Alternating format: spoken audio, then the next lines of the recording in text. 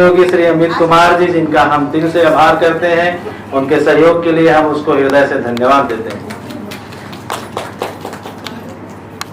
Actually नारी चौपाल जो है वो बुजुर्गों की चौपाल का ही एक भाग है और हम सब एक परिवार हैं। तो आज जो यहाँ पे हम सब एकत्रित हुए हैं उसका विषय था शपथ ग्रहण समारोह। नारी चौपाल का यह द्वितीय वर्ष है और शपथ ग्रहण समारोह में सभी हम यहाँ उपस्थित हैं इस वृंदावन हॉल में। और कोई भी जब संस्था जब पार्ट में नारी चौपाल बनाने का जो उद्देश्य है वही मैं बताना चाहूँगी कि नारी चौपाल बनाने का उद्देश्य है कि जितने भी शोषित और वंचित जो नारियां हैं उन्हें हम जागरूक करें, बच्चियों को जागरूक करें और जितनी भी सेवाएं हम दे सकते हैं वो सेवाएं हम दें और जितना हमसे होगा 100% हम नारियों के विषय में जो रहेगा उसको करने की कोशिश करेंगे। धन्यवाद। मुख्य रूप से जो आपका नारी चौपाल है वो किस टाइप का काम करती है? मुख्य रूप से जो मैं बताई कि जैसे कि वंचित लोग वही बोलेंगे कि जिनको सुविधाएं नहीं मिल पाती है और उनको हमको स्टैंड करना है, रोजगार देना है। तो हमारे पास हमारे संस्था में सदस्य हैं जो ब्यूटिशियन हैं, वो निःशुल्क उनको जाके वहाँ सिखाती हैं और इस तरह उनको रोजगार देना हमारा मूल मकसद है। वैसे ही हमारे पास विधि सलाहकार के रूप में हमारी बहन हैं शशि जी, वो भी जैसे बताएं कि निःशुल्क रूप से सभी को सेवाएं देती हैं। जिनके पास पैसे नहीं हैं उनका वो मुफ्त में जो है वो कानूनी सलाह भी वो देती हैं। इस तरह हमारे पास बहुत सारे मेडिटेशन, योगा और लोगों को जागरूक करना और मनोवैज्ञानिक कहना चाहिए जो वो भी हमारे पास जो है एक्सपर्ट हैं। तो बहुत क्वालिटी है हमारे इस नारी चौपाल में नारियों की।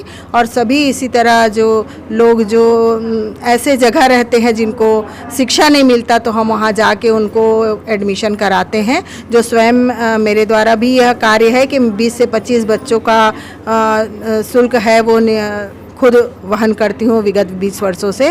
और एक और ये है कि हम यदि कोई अंतिम संस्कार नहीं कर पाता है तो अंतिम संस्कार में जो लकड़ी की व्यवस्था है वो हम लोग कराते हैं। मैं डॉक्टर आरती उपाध्याय, नारी चौपाल अध्यक्ष, और मैं हृदय से धन्यवाद देना चाहूँगी टीजीबी जो मीडिया प्रभारी हमारे अमित भाई जी जो हैं वो अभी कवरेज कर रहे हैं, उनका मैं हृदय से धन्यवाद दे रही हूँ कि आप अपने माध्यम से हमारे विचारों को लोगों तक पहुँचा रहे हैं। धन्यवाद।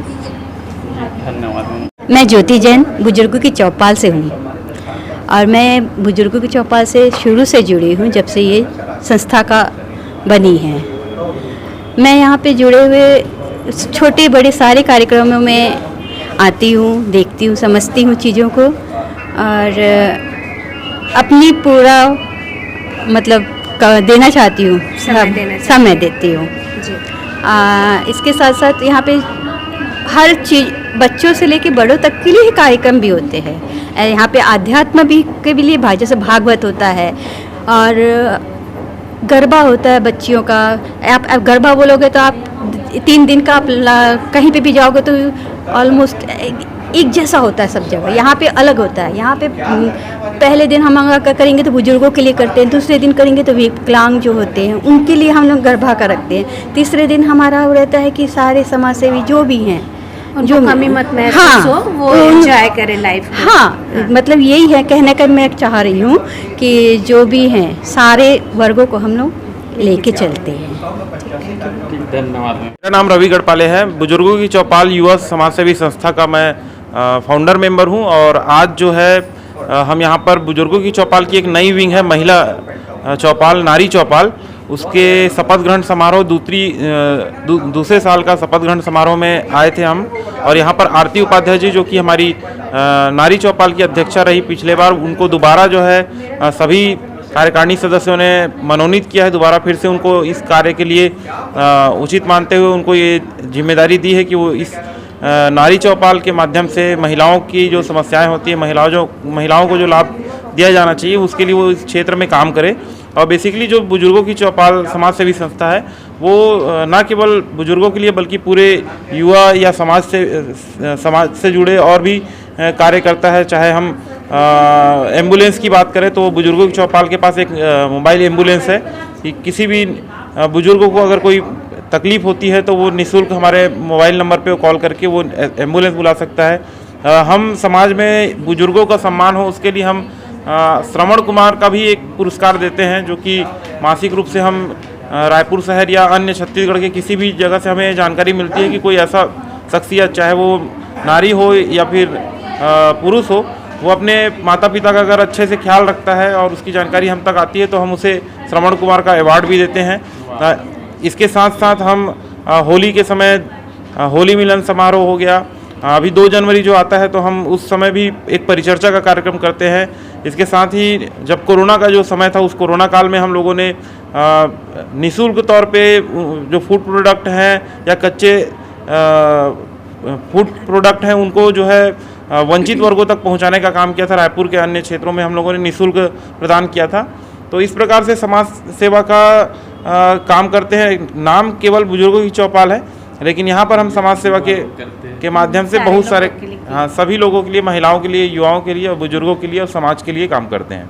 बहुत बहुत धन्यवाद। जैसा कि आपने मुझसे पूछा कि मैं क्यों नारी चौपाल को से जुड़ी हूँ करके, तो मैंने जब यहाँ पे पढ़ा पीछे कि नारी चौपाल महिलाओं के द्वारा महिलाओं के लिए चर्चा, तो वाकई में कहीं ना कहीं हमारे जो सभी वर्ग की महिलाएं हैं कहीं ना कहीं शोषित हैं, उनको कुछ ना कुछ तकलीफ़ रहती है।